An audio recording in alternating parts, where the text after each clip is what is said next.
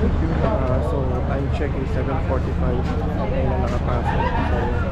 So naka-online ticket naman kaya hinihintay ko pa. Haba ng pila, no? So dumating na daw 6 o'clock pero ngayon pa lang ako nakapasok, nakapila. So kanina nauna kasi yung VIP. General vision lang ako isa. Ingis ka na lang. Yeah. You should stay right here. Nakuha na ba yun dyan?